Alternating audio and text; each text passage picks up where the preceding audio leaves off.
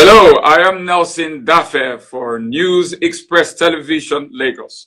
The Yeah, war in Ukraine continues to dominate international news today as Russia continues its invasion of its neighbors. For international residents of Ukraine, it's been a very tough, harrowing experience trying to flee the war, and especially for Africans resident in that country, it has been a very, very difficult experience trying to get out of Russia's bombs. A Nigerian student, a young Nigerian student, Oge, arrived in Ukraine to study medicine, a very brilliant student.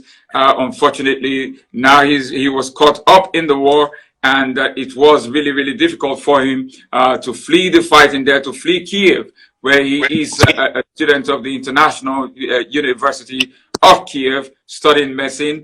He tried to get out of the country, and it was very, very tough. It was a difficult experience for him, as Ukrainian border officials and Ukrainian security officials have been reportedly making it very difficult, very tough for Africans to flee the fight, and because they want their own citizens, according to reports, they want their own citizens to be safe first before allowing others to flee the war.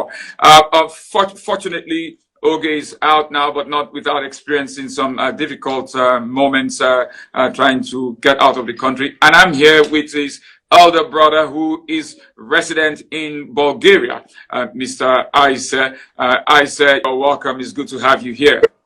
but Omo, it's my pleasure having you here. It's been a long time. I've been really wanting to have this live, this live interview with you. We've had several interviews, but not on live. Something like, Absolutely. Yeah, it's my pleasure to talk with you. But it was very disturbing when the war started, and knowing that we have got Nigerian friends in that country, in Ukraine.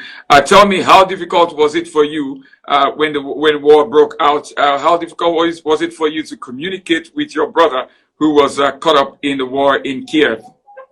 actually, Omo, it's really heartbroken. It's not easy when you get to see an underage, growing boy. The guy is not even up to 18. He's like, you know, you get to see him trying to fight for himself in a country where they don't accept you, but because of your education, you're trying to, acquire good knowledge. And trust me, I believe children going overseas trying to acquire, a good knowledge, a good education, they're really passing through a lot of, going away from home.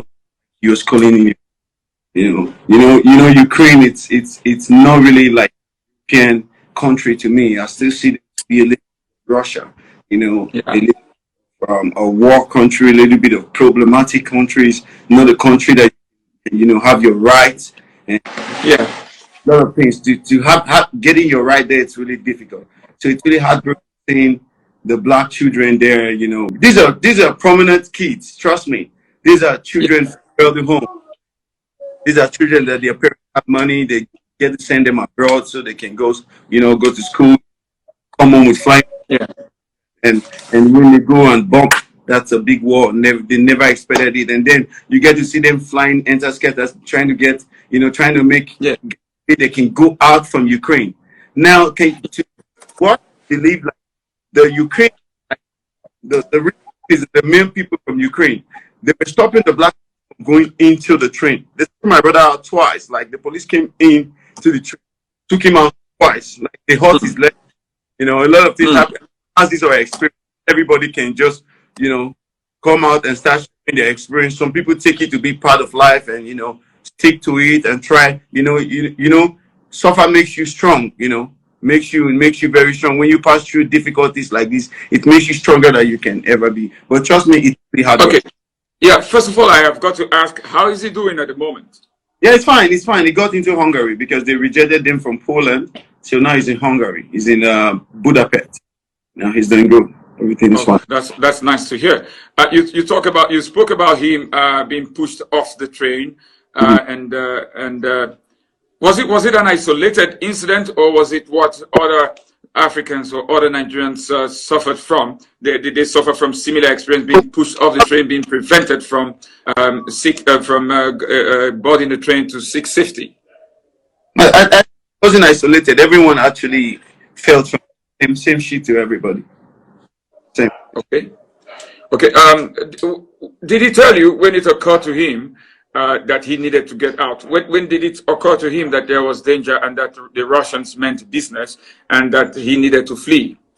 Actually, what happened was I already told him even before the war came, before the war started, when President Putin was like giving a threat and trying to inform them that we should be coming with something like this. We're hitting hard. You guys just prepare. If you still want to join NATO, then expect something like this. And we start getting. I think they start giving information. We are hitting in 3 days, and in 2 days. I was like, I even sent him money like, take a flight and leave before the war. But I think he neglected it and felt reluctant and like, okay, maybe it's just normal stuff. Like when we hear rumors and then everything is going and then everything works out well, everything start happening.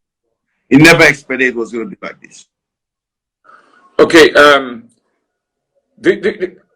Do you feel a little bit some sympathy for the Ukrainian officials, the border officials? Because I've been speaking with some people and I've spoken with a couple of people who say, look, if it was Nigeria, we would have done the same. That's a natural human instinct that you want your own people to be safe first, that everyone would first of all like to get his father, his mother, his brothers out of danger before thinking of getting others out of danger. Do you think that that's what the Ukrainian officials, that was their line of thinking, and not necessarily because they hate black people?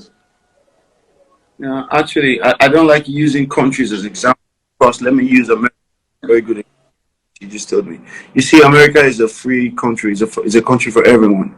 I believe we Nigerians, we are actually practicing the kind of government, the democracy. That's what we're doing, the same thing.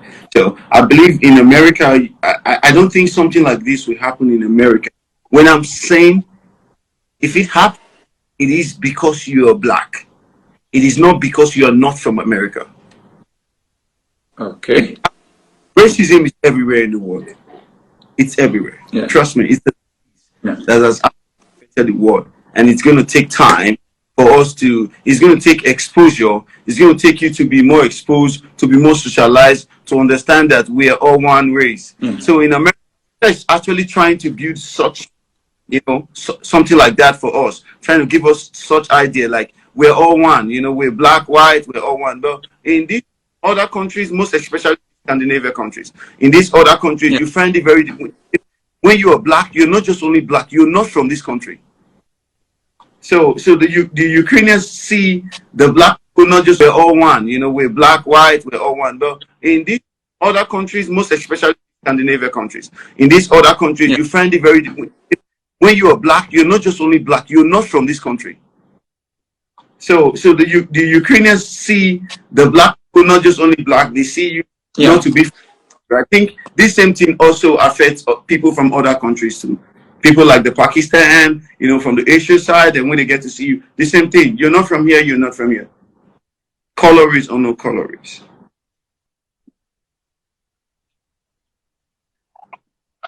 Thank you. I can hear. Okay. That's